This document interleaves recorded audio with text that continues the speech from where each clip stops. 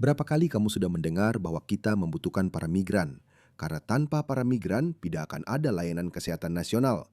Kita butuh dokter, perawat, dan insinyur.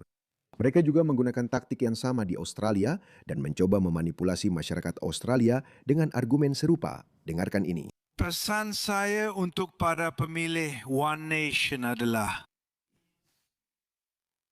Siapa yang akan memberi makan, memandikan, dan menyeka bokong Anda saat Anda berusia 90 tahun? Benar kan? Karena itu tidak akan dilakukan oleh anak-anakmu. Karena kalau aku berhasil, mereka akan bekerja di kapal selam. Wow, wow, sangat rasis. Tapi kamu tahu kenapa mereka melakukan itu? Jadi pertama, mereka menciptakan narasi bahwa kita butuh migran.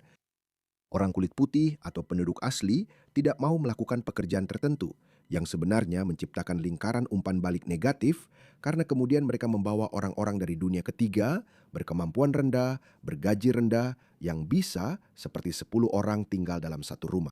Jelas, orang asli tidak bisa melakukan itu karena dia punya gaya hidup tertentu yang harus dipertahankan. Jadi dia tidak bisa bekerja dengan upah 10 pound atau 7 pound per jam di Australia. Jadi mereka datang, kamu mengimpor banyak orang. Mereka masuk ke ekonomi bawah tanah ini di mana mereka melakukan pekerjaan dibayar tunai dengan harga yang jauh lebih rendah. Jadi lalu orang lokal tidak bisa bersaing karena orang Australia akan mengenakan biaya $50 per jam. Cukup layak jika Anda ingin punya tukang kebun Australia, tukang ledeng Australia, atau tukang serba bisa, Anda butuh $50-100 per jam karena Anda tahu dia punya cicilan rumah. Tapi kemudian Anda membawa seseorang dari negara dunia ketiga, dia bisa melakukannya hanya dengan $20 per jam atau bahkan kurang. Jadi itu membuat warga lokal gulung tikar. Lalu mereka bilang, aha, lihat, orang kulit putih tidak mau melakukan pekerjaan ini. Jadi kita perlu mendatangkan lebih banyak orang. Itulah yang mereka lakukan di Inggris. Tapi coba tebak, kamu pasti sudah tahu ini, tapi kenapa aku memberitahumu? Karena ini bukan hanya soal dokter dan insinyur, bukan hanya dokter dan perawat. Oke, lihat ini. Lihat apa yang baru saja terjadi. Lebih dari 150 toko kebab diberikan izin oleh Kementerian Dalam Negeri Inggris untuk mempekerjakan migran dari luar negeri. Jadi sekarang, kalau kamu bisa membuat kebab kan, maka itu adalah keterampilan yang dibutuhkan oleh pemerintah Inggris. Sebanyak 159 toko kebab di seluruh Inggris telah diberikan izin oleh Kementerian Dalam Negeri Inggris yang memungkinkan mereka untuk mensponsori pekerja dari luar negeri di bawah skema visa pekerja terampil. Angka-angka tersebut telah memicu kritik dari para konservatif senior dan aktivis migrasi yang berpendapat bahwa sistem ini telah digunakan jauh melampaui tujuan awalnya, yaitu untuk mendatangkan dokter dan insinyur. Dan apa yang terjadi di toko-toko kebab itu? Saya tidak perlu memberitahumu itu kan? Atau mungkin saya memang perlu. Karena lihat, beberapa bulan lalu BBC membuat sebuah video tentang itu. Dan saya benar-benar terkejut. Saya bahkan membuat video. Saya sampai bilang, apa? BBC sekarang mulai punya hati nurani? Atau mereka sedang mencoba untuk mendapatkan kembali sebagian dari yang telah hilang? Dengarkanlah.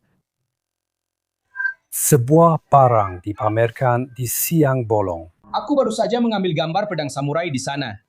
Kamu sedang menyaksikan kekerasan ekstrim di jalan-jalan utama kita. Ini adalah perkelahian di siang hari. Kamu akan melemparkannya kembali. Tukang cukur bertarung memperebutkan wilayah. Ayo nak. Bawa ke perkelahian jalanan. Ini adalah perang wilayah toko kebab.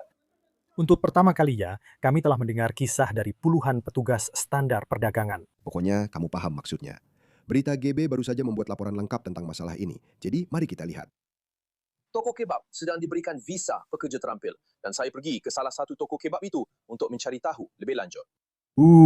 Ya, hari ini saya berada di East Ham, London dan kamu mungkin sudah melihat laporan terbaru bahwa ada lebih dari 150 toko kebab, toko vape, dan tukang cukur yang memiliki lisensi visa pekerja terampil sehingga mereka bisa mensponsori orang untuk datang ke sini, ke Inggris. Ya, toko kebab di belakang saya itu telah mendapatkan dan diberikan 7 visa pekerja terampil untuk orang-orang datang dan bekerja di toko kebab mereka dari berbagai belahan dunia. Jadi saya pergi mengunjungi mereka untuk mencari tahu keterampilan khusus apa yang dibutuhkan untuk datang ke Inggris, Britania dan bekerja di toko kebab yang sebenarnya bisa menjadi pekerjaan untuk anak muda di Britania. Mari kita cari tahu. Halo bro, apa kabar? Senang bertemu denganmu. Saya Alex, apa kabar? Hari ini saya sedang membuat liputan tentang toko kebab di sini. Saya ingin tahu di mana kamu memasak kebabnya. Jelas, hari ini. Apakah kamu menjual cukup banyak sepanjang hari? Bahwa kami akan datang malam ini dan bahwa kami bisa jadi. Apakah kamu berasal dari Inggris. Inggris. Tidak, saya dari Pakistan. Saya tidak begitu yakin. Kamu datang ke sini dengan visa pekerja terampil? Iya. Kamu tahu, banyak orang ingin tahu. Banyak orang ingin mengerti. Banyak dari toko kebab ini pasti menggunakan visa pekerja terampil. Jadi, orang-orang ini membayar kamu 40,000 pound sterling setahun sesuai hukum untuk memberi uang kepada saya. Tapi kenapa ada kebutuhan untuk pekerja terampil di toko kebab? Mereka tidak bisa menemukan satu pun pembuat kebab di seluruh Britania Raya. Kalau ini terjadi di tahun 50-an, mungkin kamu bisa bilang, "Hei, lihat, kita hanya punya 10,000 orang Timur Tengah atau orang Pakistan di negara kita." Mereka semua sudah bekerja. Mereka bekerja di pabrik-pabrik lain. Jadi kita butuh spesialis pembuat kebab mereka. Tapi kamu melakukan itu di tahun 2026, ketika 10% dari populasi kamu terdiri dari orang-orang ini. Mereka benar-benar meremehkan. Itu menunjukkan betapa besar penghinaan mereka terhadap masyarakat umum. Saya tidak bisa berbahasa Inggris dengan baik. Saya tidak bisa menjelaskan kepada kamu. Ya, tapi saya tidak tahu. Italia. Kamu Jadi kamu datang ke Inggris dari Italia. Italia. Kamu orang Italia, jadi kamu datang ke Inggris dari Italia. Dan keahlian apa? Apakah kamu bersama ibumu atau ayahku di sini? Ya, okey. Jadi, apakah kamu direkrut oleh kebab perusahaan Babish? Ya, keahlian apa yang kamu butuhkan untuk datang ke Inggris? Orang itu bukan orang Italia. Jadi, bekerja di toko kebab. Keahlian apa? Apa ini? Apakah kamu Pikir ada. anak muda di Inggris yang bisa melakukan pekerjaan ini? Ini sangat spesial. Aku mengajar kelas kelompok, tapi kemudian dia punya. Dia berbicara dalam bahasa Urdu. Aku bisa mendengar, aku bisa memahami apa yang dia katakan. Dia bilang, jangan bicara dengannya. Itu yang baru saja dia katakan. Dia bilang, jangan bicara dengannya. Dia hanya bertanya pertanyaan bodoh. Itu yang dia katakan. Apakah itu sangat istimewa? Kamu sedang menjalankan aturannya. Itu adalah pengembalian Polonia.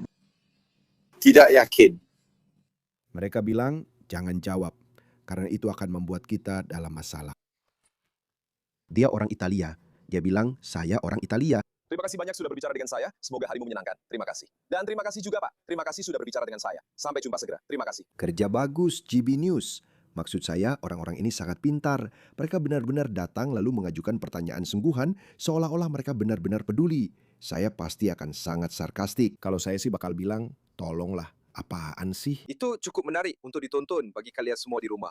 Karena menurut saya, itu cukup membuka mata. Karena saya tidak bisa mengerti, seperti banyak dari kalian, kenapa sebuah toko kebab mungkin membutuhkan visa pekerja terampil? Apakah ada penyalahgunaan sistem visa kita yang terjadi di Inggris?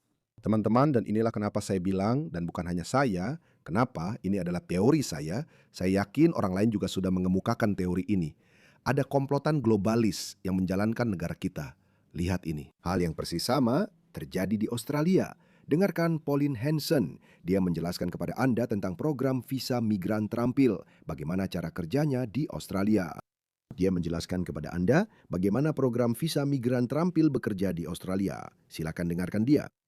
Para imigran terampil Chris Cripps, kami telah menerima 190,000 visa permanen yang masuk seolah-olah pemegangnya terampil. Tebak apa? Hanya 5,000 dari mereka yang benar-benar terampil. 190,000 visa terampil diberikan dan hanya 5,000 dari mereka yang benar-benar migran terampil.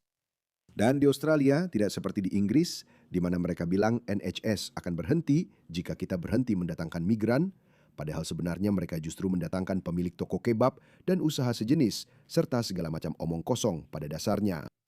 Di Australia, mereka menjual narasi bahwa karena ada kekurangan besar rumah di Australia, yang sebenarnya adalah masalah klasik penawaran dan permintaan, banyak undang-undang yang membuat banyak birokrasi. Itulah sebabnya tidak memungkinkan bagi para tukang atau pembangun lokal kita untuk membangun rumah atau apartemen baru karena mereka tidak bisa menutupi biayanya. Ketidakseimbangan antara pendapatan orang atau apa yang bisa mereka pinjam dibandingkan dengan biaya membangun properti baru benar-benar tidak seimbang. Itulah sebabnya orang-orang tidak bisa membangun rumah baru. Jadi pemerintah kita bilang, jika Anda ingin orang-orang bisa membeli rumah baru atau menjadi pemilik rumah dan mewujudkan impian khas Australia, maka Anda perlu mendatangkan pekerja migran terampil yang bisa membantu kita membangun rumah-rumah ini. Karena Australia kekurangan tukang. Meskipun itu benar, ada beberapa masalah mendasar lainnya. Seperti yang saya katakan, ada banyak pembangun. Saya sudah mendengarkan banyak pembangun memberikan wawancara mereka dan mereka bilang, ya Anda tahu itu tidak sepadan bagi kami. Kenapa kami harus berinvestasi uang kalau kami tidak bisa membayar tukang kami? Kami tidak akan bisa membayar pekerja kami karena biaya semuanya sudah melonjak sangat tinggi. Tapi itu cerita yang mereka sampaikan. Lihat polanya, mereka menakut-nakuti kamu. NHS di Inggris, itu hal besar. Itu adalah sistem kesehatan universal gratis. Jelas, hampir 80% warga Inggris tidak ingin NHS menderita atau semakin memburuk. Jadi mereka mencari bagian paling sensitif dari dirimu, lalu menakut-nakutimu dengan itu. Dan itu terjadi di Australia. Itulah yang mereka lakukan persis. Tapi di Australia, jelas, mereka menakut-nakuti orang dengan krisis perumahan. Lihat saja itu, 200.000 orang didatangkan dan hanya 5.000 dari mereka yang merupakan migran terampil. Dan tebak apa? Keadaannya bahkan lebih buruk dari itu. Para imigran terampil Chris Cripps. Kita sudah menerima 190.000 visa permanen yang masuk seolah-olah mereka terampil. Tebak apa? Hanya 5.000 dari mereka yang benar-benar terampil di industri konstruksi. Dan kalau kamu lihat kembali ke 20.000 6 tahun lalu, 23, 24. Chris, kamu ingin mengurangi jumlahnya. Akan ada banyak orang yang terlibat jika kamu tidak mengizinkan orang-orang. Tunggu sebentar. Masalahnya di sini adalah ketika kamu masuk ke detailnya, jika kamu mengurangi jumlah mahasiswa asing, itu akan menjadi kerugian finansial besar bagi sektor universitas dan beberapa industri terkait tentu saja, seperti akomodasi dan yang lainnya. Dan juga banyak industri mengatakan mereka sangat membutuhkan tenaga kerja terampil, dan kita tidak bisa mengurangi migrasi tenaga kerja terampil kita. Jadi hal-hal ini akan menimbulkan masalah. Ini bukan kebijakan yang sederhana. Lucu bahwa setiap kali negara-negara kita mengalami masuknya para migran yang seharusnya adalah tenaga kerja terampil, para migran terampil yang seharusnya menjadi dokter dan insinyur serta melakukan pekerjaan dengan keahlian tinggi lainnya. Tapi tiba-tiba kita justru melihat lebih banyak sopir Uber. Tiba-tiba kita mulai melihat lebih banyak pengemudi pengantar makanan Uber. Bukankah itu luar biasa? Sungguh kebetulan yang luar biasa. Chris, jika kamu melihat para mahasiswa yang datang ke negara ini, di mana Partai Buruh akan menetapkan jumlahnya menjadi 295.000 mahasiswa yang masuk ke negara ini. Banyak dari mahasiswa ini bahkan tidak benar-benar menghadiri universitas. Begitu mereka sampai di sini, cukup banyak dari mereka yang langsung berkata, tidak, kami akan mengganti jurusan kami. Kami akan mengambil kursus pelatihan kejuruan sekarang. Dan kemudian mereka mulai bekerja. Jadi banyak dari mereka yang menggunakannya sebagai jalan belakang untuk masuk ke negara ini. Tidak, itu bukan keuntungan bagi kita. Tidak, memang bukan. Jadi hal itu perlu dikendalikan. Memang benar sekali. Baiklah, izinkan saya menceritakan sedikit tentang kisah pribadi saya. Jadi saya datang ke Australia sebagai mahasiswa ketika saya berusia 19 tahun pada tahun 2003. Saya lulus di bidang TI. Ya, memang sudah biasa. Saya tidak pernah menikmatinya. Bahkan tidak pernah bekerja sehari pun di industri itu. Tapi saya tahu bahwa setelah lulus, saya akan bisa mengajukan permohonan untuk menjadi penduduk tetap. Tapi ada juga beberapa orang lain yang datang ke Australia dengan mengambil kursus seperti pada masa itu. Jelas, saya tidak tahu kursus apa yang sedang diminati sekarang. Seperti yang baru saja dikatakan Pauline, mereka mengganti kursus mereka, apapun yang dia sebutkan tadi. Jadi pada zaman saya dulu, biasanya kursus memasak karena Australia membutuhkan banyak koki. Jadi banyak orang yang datang, mereka mengganti jurusan mereka ke jurusan memasak. Dulu kami punya TAFE. Lalu mereka menyelesaikan kursus itu dalam 6 bulan atau 12 bulan. Lalu mereka mengajukan permohonan untuk menjadi penduduk tetap. Dan selesai. Dulu memang seperti itu kejadiannya. Ini terjadi 20 tahun yang lalu, tapi semuanya terjadi dalam skala yang jauh lebih kecil. Sekarang karena sudah 20 tahun sejak saat itu, 25 tahun sejak saat itu, dan kita sudah menjalani proses ini selama 20 tahun, itulah sebabnya masalah ini membesar hingga ke tingkat yang sudah tidak bisa dikelola lagi. Hampir 400.000 orang yang datang ke sini telah melebihi masa tinggal visanya, sekarang mendapatkan visa sementara. Dan tentu saja mereka bekerja, menghasilkan uang, lalu mengirimkannya ke luar negeri. Jadi, bagaimana dengan migrasi massal? Pergilah dan tanyakan kepada rakyat Australia bagaimana perasaan mereka tentang hal itu. Tanyakan apakah mereka benar-benar bisa memiliki rumah sendiri. Tanyakan apakah mereka bisa mendapatkan tempat tinggal sewaan. Pergilah dan tanyakan kepada orang-orang yang hidup di jalanan di negara ini. Jadi saya ingin kebijakan imigrasi yang lebih baik daripada yang dimiliki koalisi. Ya, mungkin Anda sudah melakukannya. Dan inilah maksud saya. Jadi separah itulah keadaannya. Mereka, biar saya tunjukkan apa lagi yang terjadi di toko kebab dan toko vape itu. inilah yang terjadi. Saya tidak tahu kenapa BBC benar-benar memberitakan tentang ini. Inilah lini terbaru praktik grooming, yaitu toko kelontong. Saya rasa karena para gadis masuk ke sana, dan jika mereka bisa melakukannya pada mereka, mereka juga bisa melakukannya pada kita. Para gadis ini sedang membicarakan tempat ini, Hexthorpe Minimarket. Para pelaku pelecehan anak, Bauer dan Harvey, bekerja di sini. Nah, itu dia. Pokoknya, saya akan membuat video terpisah tentang itu. Jadi inilah dia teman-teman, penipuan visa tenaga kerja terampil. Mereka memanipulasi masyarakat. Mereka menakut-nakuti kalian bahwa kalian tidak akan punya rumah. Padahal kenyataannya mereka membawa begitu banyak orang masuk. Tentu saja itu akan menyebabkan kekurangan perumahan. Dan itu sebenarnya akan memperburuk masalahnya. Jadi yang mereka lakukan, mereka justru makin bersikeras. Mereka bilang, tidak, kita butuh 400.000 pekerja konstruksi terampil.